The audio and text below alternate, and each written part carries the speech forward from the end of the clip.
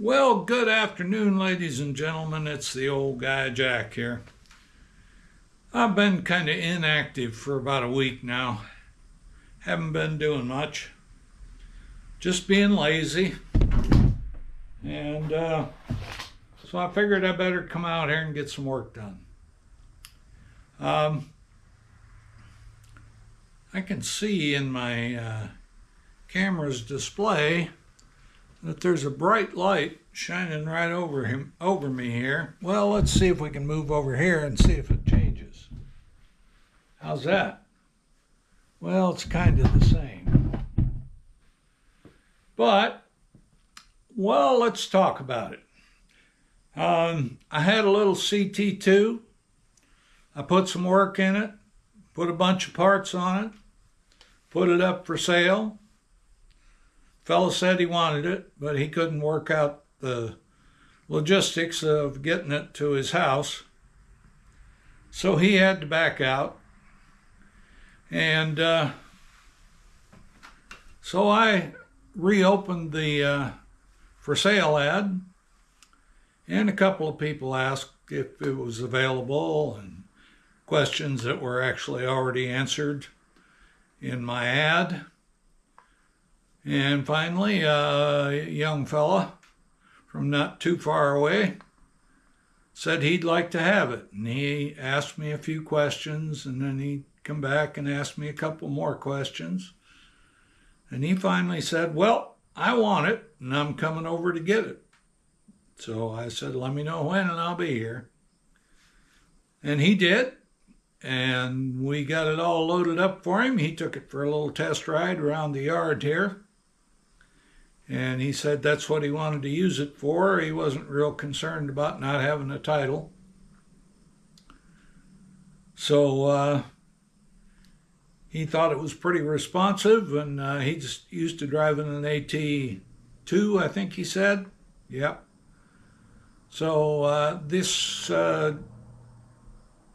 CT2 is quite a bit more responsive than that AT, if that AT is like my AT. So he took it home, and he said, boy, that thing does run good. And he said his dad almost wrecked it. It was so responsive. Thank goodness it was just almost. Okay. So anyway, the CT2 is gone. Now, in the interim, I also have an ad up to sell my V-Strom. Now, the V-Strom is over here. Now, I wanted to sell it anyway, and because I'm getting too old for those touring rides that I used to take every year. So I went out and started it up to take it out and fill it with gas, and it started right up. And I started down the road, and lo and behold, this red light says FI on it. Well, I assumed that was fuel injection. Turns out it is, but it's also just an indication that you've got an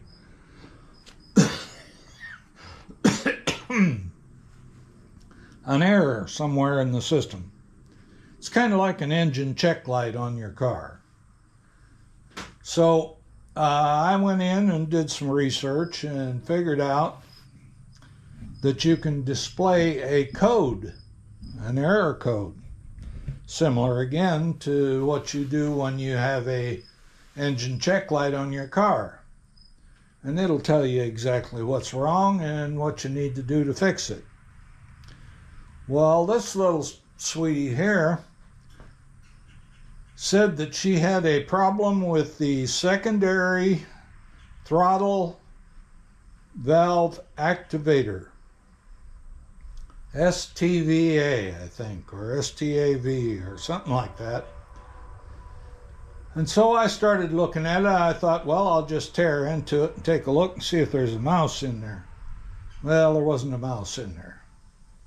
Not that I could see anyway. I didn't really get totally into it. I'm having trouble with carpal tunnel here, and I was having trouble getting the gas line disconnected from my gas tank. So I called the local Suzuki guy, and he's actually probably more of a four-wheeler type guy, technician, than he is a motorcycle technician. The shop is a Suzuki dealership, but they don't have many Suzukis around.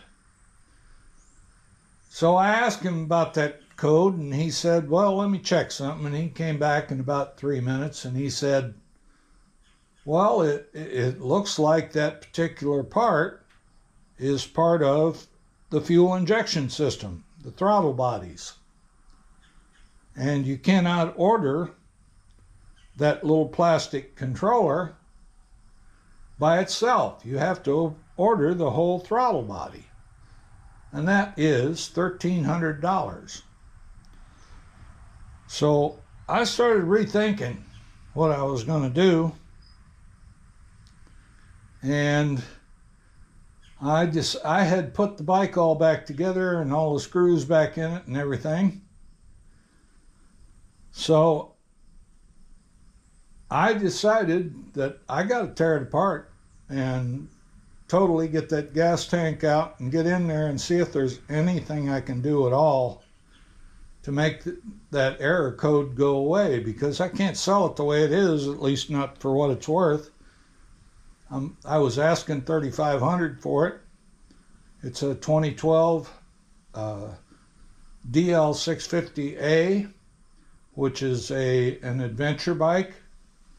It's got all kinds of extra stuff put on it, and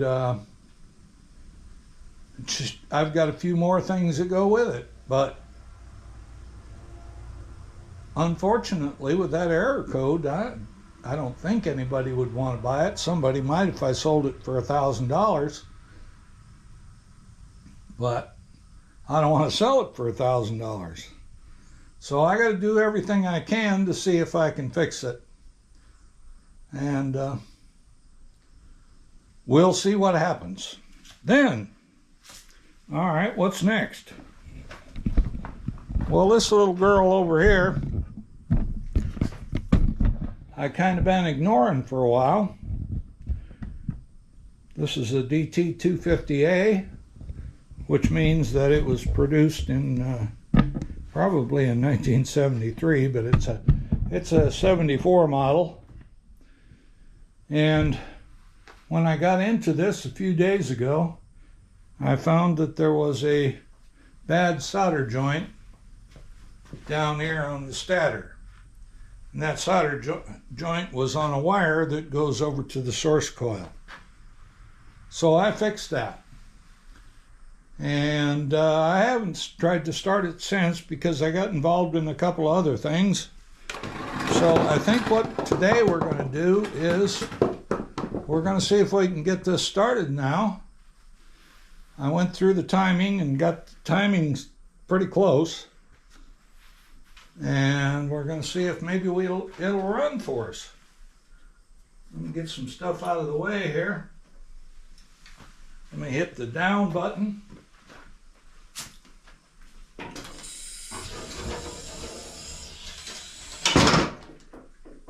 I got to put the spark plug back in it.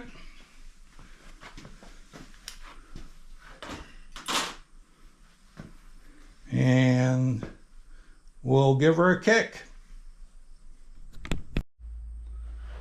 Alrighty. I let enough gas in so that the float bowl filled up. Not too much more than that. I shut it back off again. Alright. Well, we don't have a battery in it. I hope it's in neutral. Let's see.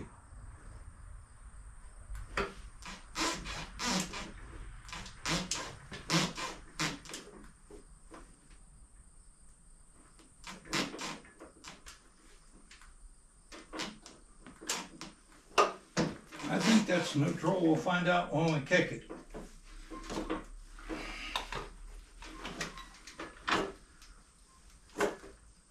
Yep.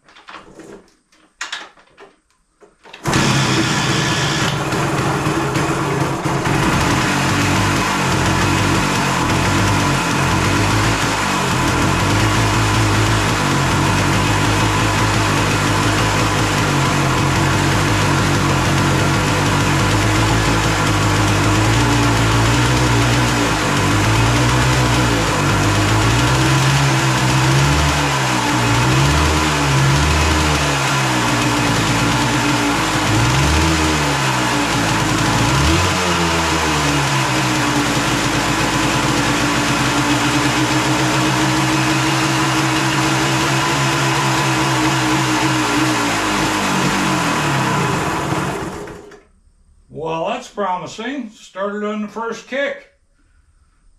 Didn't run real good. And then it died, of course, because I had the gas shut off. But I think we're in pretty good shape here.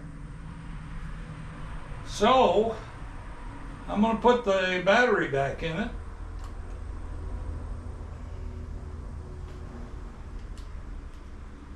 This little girl is actually titled and licensed and has insurance. So anyway, we got a bike that runs.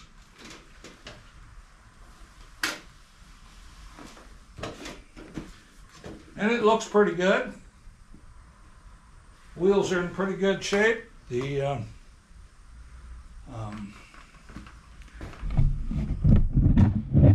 sprocket and chain, both sprockets and the chain are new. Tanks repainted, both of them, the oil tank as well.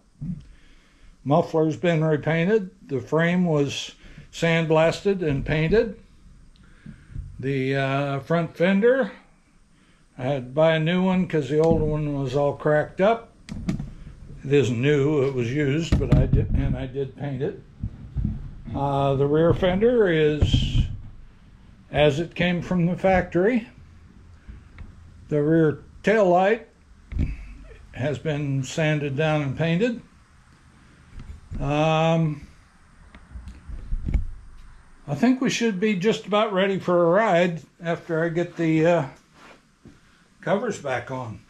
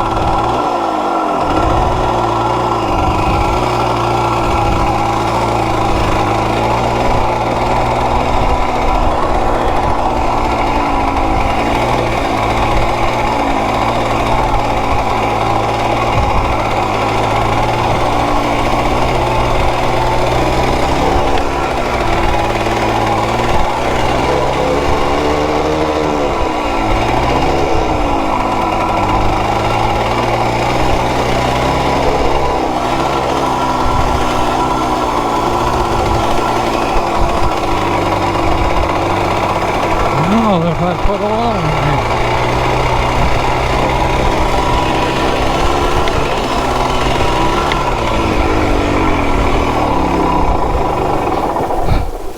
She don't like doing that.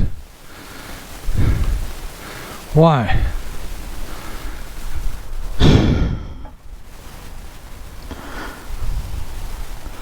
Huh? Why don't it like doing that? Well, folks, it's a couple of days later, and I don't know if you could tell it, but that bike was not running well at all. That one behind me here. And so I went back and reviewed some of my prior videos I did on this a couple of years ago, actually. I pulled the engine out. Actually, I started it before I pulled the engine out, and it ran pretty good. But if I remember correctly, the compression was at like 85 to 90 pounds. And that is a good indication that the rings were bad. And when I looked at it, I could tell it had some striations in there. And so I sent the jug out, and I got a second oversized piston for it and had all that done.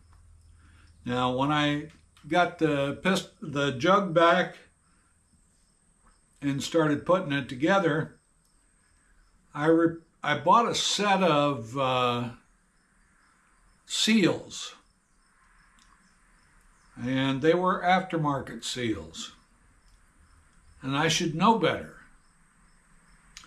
but I'm gonna have to check them, and I don't have a way of doing a leak down test. I guess I ought to do that. I need to get something like that.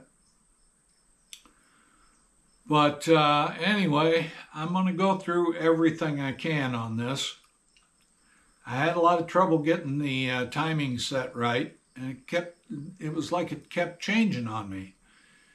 And I found that the Woodruff key in the crankshaft was damaged, worn on both sides, allowing the flywheel to shift. I'm not positive that's the total problem. I also found that I had a solder joint coming from the source coil to the top of the condenser where it connects. And so I'm going to go through, first of all, I'm going to make sure that the fuel runs well. I know I got spark. I checked that yesterday, and it's still a good bright blue spark, and it happens every time. So that's not the problem. And I'm not sure what the problem is, to tell you the truth, but I'm going to check everything, and if it comes down to it, then I'll replace those crank seals again. There was something I learned or Dale Swigert told me, watching me struggle with putting seals in the CT2, that on the right side you'll have an oil seal that's basically double-sided, so it's got that little spring on both sides. And what Dale told me is that he saw someplace that the way you determine which side goes out is there's writing on one side of that seal, raised letters or whatever, I'm not sure. But I didn't know that at the time I put these in, and so I could have put it in backwards. It was smoking considerably more than it should have. Now I had originally had premix in the tank, and the oil pump I know works. I tested that. Actually, I think I sent it to Yamaha Enduro, and had him rebuild it for me. So I just have to go through everything and find out why this thing just didn't have any energy at all, and it kept dying on me. So I'm going to get with it. See you in a bit. All right, that should be just about top dead center. So what we want to do is we want to go back from there. Oh, it's caught on something. Let's find it again.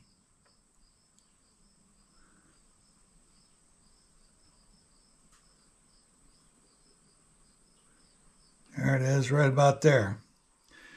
So we want to turn this thing clockwise till we get to about 4 millimeters. Well, let me get up there again. Let me zero it.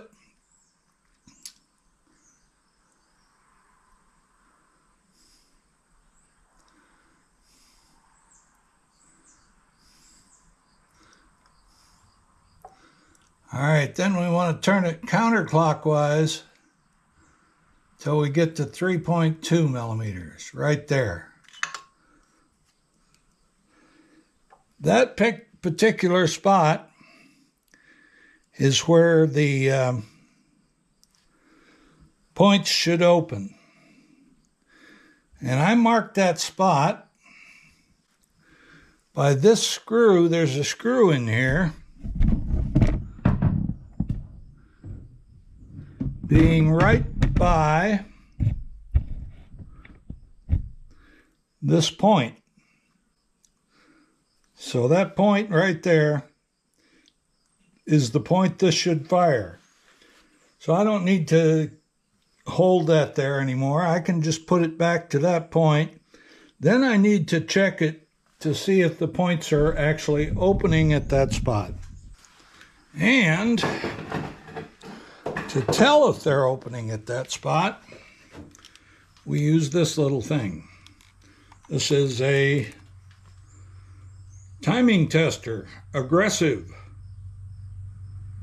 Nakaya Company Limited, probably Japan. So we turn this off in the up position. We break into the wire coming from the points,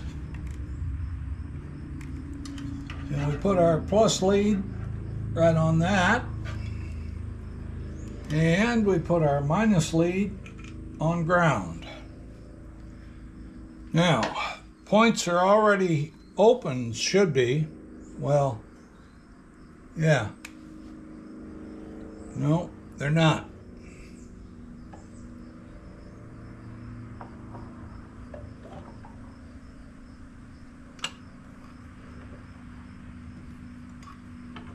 They're not opening at all, according to this. I must have a bad connection someplace. Let me see.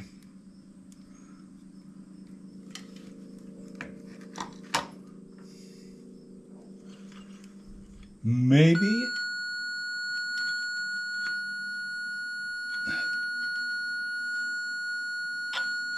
That's open with no coil.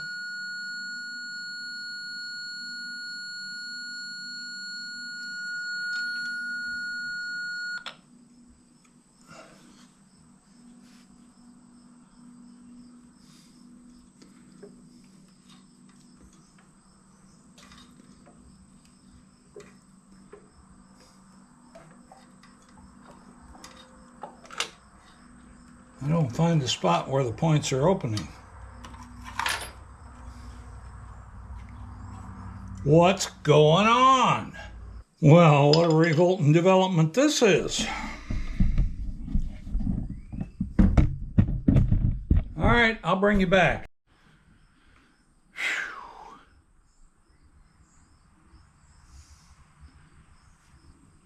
All right, I'm confused here now. That's a constant state for me. All right, that tone is a regular open. Means that this one of these leads isn't connected. Silence means that the two are shorted together, and they're shorted together through the points. If I open the points, you'll notice that's a different tone. And that's the tone I should be getting when it's installed in here.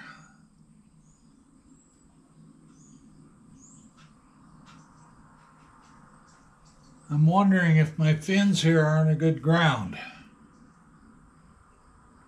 Possibility, isn't it? So, we'll take this off. We'll turn this off for now. Now, another thing. When you put this plate in, of course that grounds it, but you're going to have a hard time seeing this, I can tell. Let me put in one screw to kind of hold it in place. Okay, we want to get right in here. And I'm going to take a picture of this with my magnifier, and I'll put that in the video.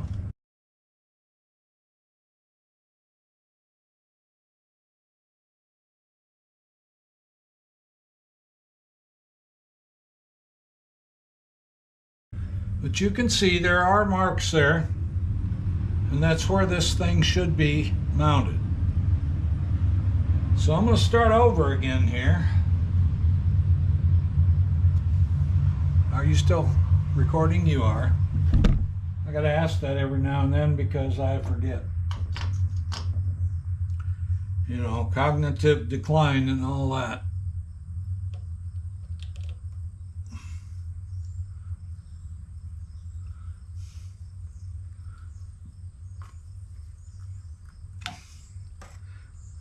All right, that's going to change that other timing that I set.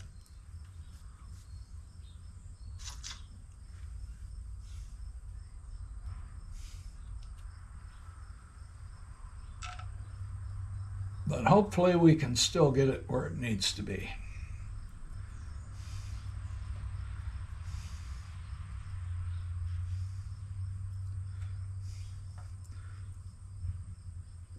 All right. Now, if we take our little gizmo and we ground it to the stator itself, if we can do that, I think that's it. And then we connect one of them to here.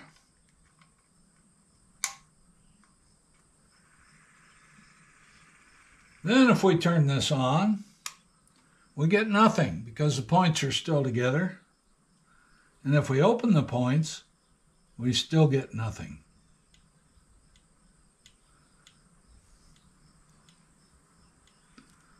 So something is shorted to ground somewhere. I'm going to have to take this stator out and check all the wires, unless it's the points themselves. Points are brand new.